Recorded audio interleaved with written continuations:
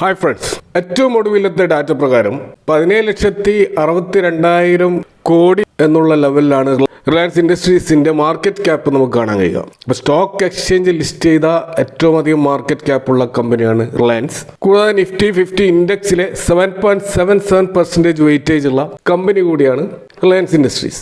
കൂടാതെ oil to chemical segment, retail segment, digital services business, oil and gas ENP business, അതുപോലെ media and entertainment business തുടങ്ങി Jio financial services എന്ന് പറയുന്ന കമ്പനിയുടെ business അടക്കം നമ്മൾ നോക്കുകയാണെങ്കിൽ വിവിധ ബിസിനസ് മേഖലകളിൽ പടർന്നു കിടക്കുന്ന ഒരു കോൺഗ്ലോമറേറ്റ് ആണ് റിലയൻസ് ഇൻഡസ്ട്രീസ്. അപ്പോൾ അതുകൊണ്ട് തന്നെ റിലയൻസ് ഇൻഡസ്ട്രീസിന്റെയും ജിയോ ഫൈനാൻഷ്യൽ സർവീസസിന്റെയും റിസൾട്ട് അത് തീർച്ചയായിട്ടും നമ്മുടെ മാർക്കറ്റിന്റെ ഡയറക്ഷൻ എങ്ങോട്ടാണ് പോകുന്നതെന്ന് വ്യക്തമായ സൂചന നൽകുന്ന ഒരു റിസൾട്ട് ആയിരിക്കും. ഇപ്പോൾ ജിയോ ഫൈനാൻഷ്യൽ സർവീസസും 1,77,000 അതിൻ്റെ മാർക്കറ്റ് ക്യാപ്പ് വന്നിട്ടുള്ള ഒരു ലാർജ് ക്യാപ്പ് കമ്പനിയായിട്ട് വളർന്ന ഒരു സ്റ്റോക്കാണ്. അപ്പോൾ അടുത്ത് തന്നെ അത് നിഫ്റ്റി 50 ഇൻഡെക്സിലേക്ക് വരാൻ സാധ്യതയുള്ള ഒരു സ്റ്റോക്കായിട്ടാണ് ജിയോ ഫൈനാൻഷ്യൽ സർവീസസ് മാർക്കറ്റ് കാണുന്നത്. ഇപ്പോൾ റിലയൻസ് ഇൻഡസ്ട്രീസിൻ്റെയും ജിയോ ഫൈനാൻഷ്യൽ സർവീസസിൻ്റെയും റിസൾട്ട് അതിൻ്റെ ഒരു ഇമ്പാക്റ്റ് എങ്ങനെയായിരിക്കും എന്നാണ് നമ്മൾ ഈ വീഡിയോയിൽ ചർച്ച ചെയ്യുന്നത്. R4iലേക്ക് എല്ലാവർക്കും ഒരിക്കൽ കൂടി സ്വാഗതം.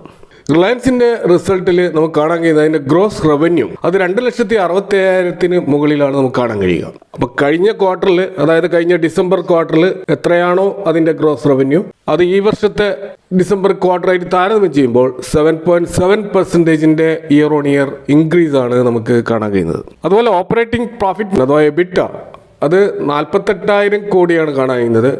അത് റിഫ്ലക്റ്റ് ചെയ്യുന്നത് കഴിഞ്ഞ വർഷം ഇതേ ക്വാർട്ടറിൽ ഉണ്ടായതിനേക്കാൾ 7.8% ഒരു ഗ്രോത്ത് കാണാൻ കഴിയും. കൂടാതെ ഓപ്പറേറ്റിംഗ് പ്രോഫിറ്റ് മാർജിനിലും 1% ഒരു ഇൻക്രിമെൻറ്റ് കാണാം.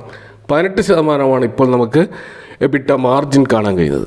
ഇനി നെറ്റ് പ്രോഫിറ്റ് അല്ലെങ്കിൽ പ്രോഫിറ്റ് ആഫ്റ്റർ ടാക്സ് നമ്മൾ നോക്കുകയാണെങ്കിൽ അത് 21,930 കോടിയാണ്. അത് കഴിഞ്ഞ ക്വാർട്ടറുമായിട്ട് കമ്പയർ ചെയ്യുമ്പോൾ 11.7% ഇയർ ഓൺ ഇയർ ഇൻക്രീസ് ആണ്. അപ്പോൾ നെറ്റ് പ്രോഫിറ്റിൽ ഒരു ഡബിൾ ഡിജിറ്റ് ഗ്രോത്ത് നമുക്ക് കാണാൻ കഴിയും. അപ്പോൾ റിലയൻസിന്റെ നേരത്തെ സൂചിപ്പിച്ച പോലെ പല ബിസിനസ് ഉള്ളത് കൊണ്ട് തന്നെ നമ്മൾ ഈ ഒരു റിസൾട്ടിനെ ആ പല ബിസിനസ് സെഗ്മെന്റിൽ നിന്നും എങ്ങനെയാണ് ഇവർ റവന്യൂ ജനറേറ്റ് ചെയ്തത്, അല്ലെങ്കിൽ എങ്ങനെയാണ് ഈ ഒരു ഗ്രോത്ത് ഡിവൈഡ് ചെയ്യപ്പെട്ടിട്ടുള്ളത് എന്ന് നമ്മൾ നോക്കുമ്പോൾ ഏറ്റവും വലിയ ഗ്രോത്ത് കാണുന്നുള്ളത് ജിയോ പ്ലാറ്റ്ഫോമിൽ തന്നെയാണ്. ടെലികോം സെഗ്മെന്റിലുള്ള ജിയോ പ്ലാറ്റ്ഫോമിലാണ് ഏറ്റവും വലിയ ഗ്രോത്ത്. അതിന്റെ റവന്യൂ 38,750 ആണെങ്കിലും അതിന്റെ ഗ്രോത്ത് 19.2% ആണ് ഇയർ ഓൺ ഇയർ നമുക്ക് കാണുന്നത്. അതുപോലെ ഓപ്പറേറ്റിംഗ് പ്രോഫിറ്റ് മാർജിൻ 18.8% ഗ്രോത്ത് നമുക്ക് കാണാൻ കഴിയും. അപ്പോൾ ഇങ്ങനെയൊരു ഗ്രോത്തിന് കാരണമായിട്ടുള്ളത് അവരുടെ സബ്സ്ക്രൈബർ ബേസ് അത് 482 മില്യൺ ആയിട്ടാണ് ജിയോയുടെ ഇത് കാണുന്നത്. അതായത് 2.4% ഒരു ഇയർ ഓൺ ഇയർ വർധനമാണ് അവരുടെ സബ്സ്ക്രൈബേഴ്സിന്റെ എണ്ണത്തിലുള്ള ഉണ്ടായിട്ടുള്ളത്. അതുപോലെ ടെലികോം സെഗ്മെന്റിലുള്ള കസ്റ്റമർ സ്പെൻഡിങ്ങിന്റെ ഒരു റേഷ്യോ നോക്കുന്ന ആവറേജ് റേറ്റ് പെർ യൂസർ നമ്മൾ നോക്കുകയാണെങ്കിൽ അത് 203 രൂപയാണെന്ന് കാണാൻ കഴിയും. അപ്പോൾ ജിയോയുടെ സിം ഉപയോഗിക്കുന്ന ഒരാളെ മാസത്തിൽ സ്പെൻഡ് ചെയ്യുന്നത് 203 രൂപയാണ് എന്നാണ് അതിൽ നമുക്ക് മനസ്സിലാക്കാൻ കഴിയുന്നത്. ഇനി റിലയൻസ് റീറ്റെയിൽ ബിസിനസ്സിലേക്ക് വന്നു കഴിഞ്ഞാൽ അത് 90,000 കോടിയുടെ ഒരു റവന്യൂ ആണ് ജനറേറ്റ് ചെയ്തിട്ടുള്ളത്. അത് 8.8% ഒരു ഇൻക്രീസ് ആണ് കഴിഞ്ഞ വർഷത്തെ ഇതേ ക്വാർട്ടറുമായിട്ട് കമ്പയർ ചെയ്യുമ്പോൾ. അപ്പോൾ അതിൻ്റെ ഒരു എബിറ്റ കാണുന്നത് 9.5% ഒരു ഇൻക്രീസ് ആണ്. അപ്പോൾ ഇവരുടെ ആ റീറ്റെയിൽ സെഗ്മെന്റിൽ 779 പുതിയ സ്റ്റോറുകൾ ഇവർ തുറന്നതായിട്ട് നമുക്ക് കാണാൻ കഴിയും. മൊത്തത്തിലുള്ള സ്റ്റോറിന്റെ എണ്ണം 19,102 വർദ്ധിച്ചിട്ടുണ്ട്.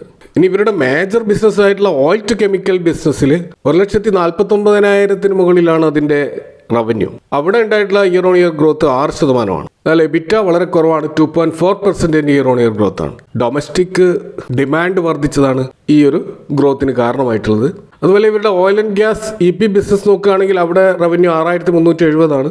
അവിടെയും 5.2% ഇയർ ഓൺ ഇയർ ഇൻക്രീസ് ആണ് കാണുന്നത്. എബിറ്റയിലും 4.1% ഇയർ ഓൺ ഇയർ ഇൻക്രീസ് കാണാൻ കഴിയും. അപ്പോൾ മൊത്തത്തിൽ റിലയൻസിന്റെ ബിസിനസ് സെഗ്മെന്റുകൾ വൈസ് നമ്മൾ നോക്കുകയാണെങ്കിൽ ഏതായാലും നെഗറ്റീവ് റിട്ടേൺ നൽകിയ യാതൊരു സെഗ്മെന്റും ഇല്ല. കൂടാതെ ജിയോ പ്ലാറ്റ്ഫോം വമ്പിച്ച മുന്നേറ്റമാണ് നടത്തിയിട്ടുള്ളത്. ഈ ജിയോ പ്ലാറ്റ്ഫോമിന്റെ ആ ഒരു 5G സെഗ്മെന്റിലുള്ള ഗ്രോത്ത് ഏകദേശം ഇപ്പോൾ 170 മില്യൺ സബ്സ്ക്രൈബേഴ്സ് ആയിട്ടുണ്ട്.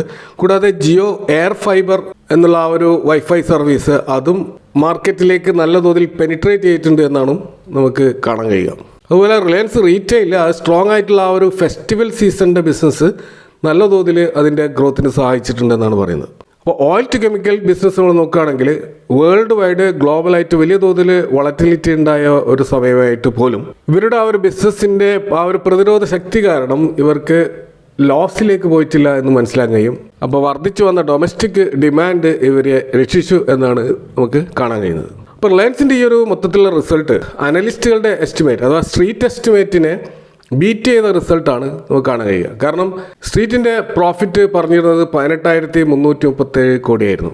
എന്നാൽ റിസൾട്ട് വന്നത് 21,000 കോടിക്ക് മുകളിലാണ്.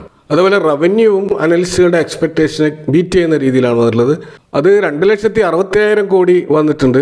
Street estimation 2,39,000 കോടിയായിരുന്നു. അപ്പോൾ അവിടെ വലിയ തോതിൽ സ്ട്രീറ്റ് എസ്റ്റിമേറ്റിനെ ബീറ്റ് ചെയ്ത റിസൾട്ടാണ് റിലയൻസിൽ വന്നിട്ടുള്ളത്.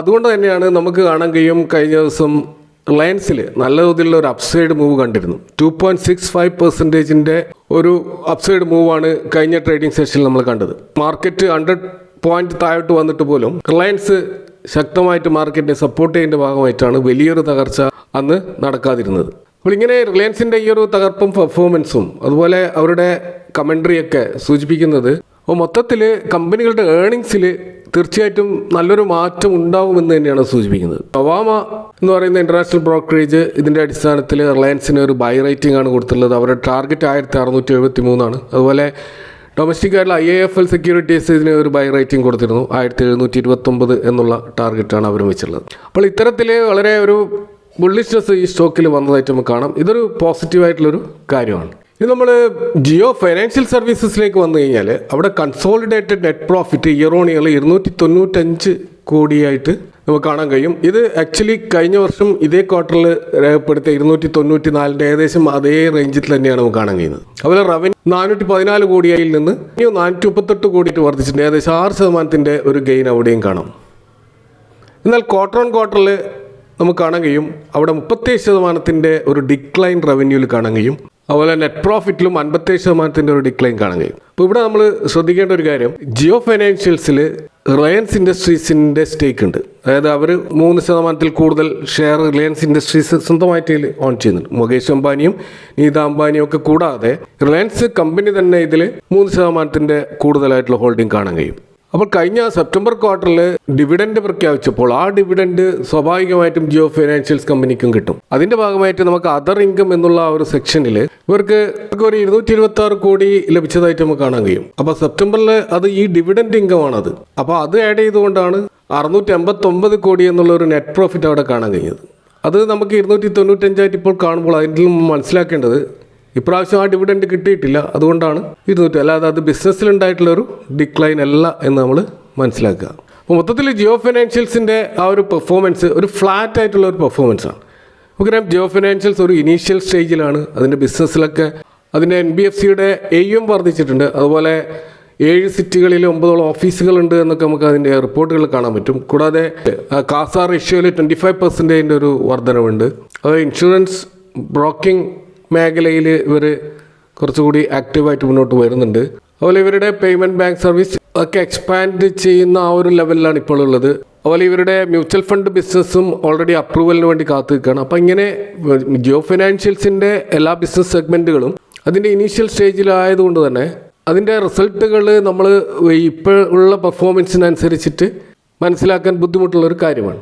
നമുക്കറിയാം ജിയോ ഫൈനാൻഷ്യൽ സർവീസിൻ്റെ ഡീമേർജ് നടന്നപ്പോൾ അതിൽ വലിയ തോതിൽ ആളുകൾ ഈ സ്റ്റോക്ക് വാങ്ങിക്കൂട്ടാനുള്ള കാരണം ഒന്നാമത് റിലയൻസിൻ്റെ ആ റെപ്യൂട്ടേഷൻ തന്നെയാണ്.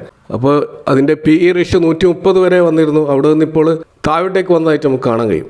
അപ്പോൾ ജിയോ ഫൈനാൻഷ്യൽ എൻട്രി എടുത്തവരെ സംബന്ധിച്ചിടത്തോളം ഒരു 5 വർഷത്തിൻ്റെ ഒരു മിനിമം വെയിറ്റിംഗ് പീരീഡെങ്കിലും കാത്തു നിൽക്കാതെ ഏതെങ്കിലും വിധത്തിലുള്ള പെർഫോമൻസ് കമ്പനിയുടെ ഭാഗത്ത് നമുക്ക് കാണാൻ കഴിയുമെന്ന് തോന്നുന്നില്ല. അപ്പോൾ ഒരു ലോങ് ടേം ഇൻവെസ്റ്റ്മെൻറ്റ് മാത്രമേ ആ സ്റ്റോക്കിൽ ഇപ്പോൾ പോസിബിൾ ആയിട്ടുള്ളൂ. അപ്പോൾ മൊത്തത്തിൽ ഈ റിലയൻസിൻ്റെ ഈ 2 കമ്പനികളുടെയും റിസൾട്ടുകൾ റിലയൻസിൻ്റേത് ഒരു പോസിറ്റീവായിട്ടുള്ള ഒരു റിസൾട്ടാണ്. ജിയോ ഫൈനാൻഷ്യൽസിൻ്റേത് ഒരു ഫ്ലാറ്റിഷ് ആയിട്ടുള്ള റിസൾട്ടാണ്. ഇപ്പോൾ ഒരു ഓക്കെ പെർഫോമൻസ് ആണ് നമുക്ക് മൊത്തത്തിൽ ഈ കമ്പനികളിൽ കാണുന്നത്. ഏതായാലും അടുത്ത ക്വാർട്ടറിൽ ഇതിലും മെച്ചപ്പെട്ട പ്രകടനം ഉണ്ടാകുക തന്നെയാണ്. അതിൻ്റെ ഒരു സൂചനയാണ് നമുക്ക് ഇതിലും കാണാൻ കഴിയുന്നത് എന്ന് മാത്രം പറഞ്ഞുകൊണ്ട് നിർത്തുന്നു. Thank you for watching. See you next time with another video.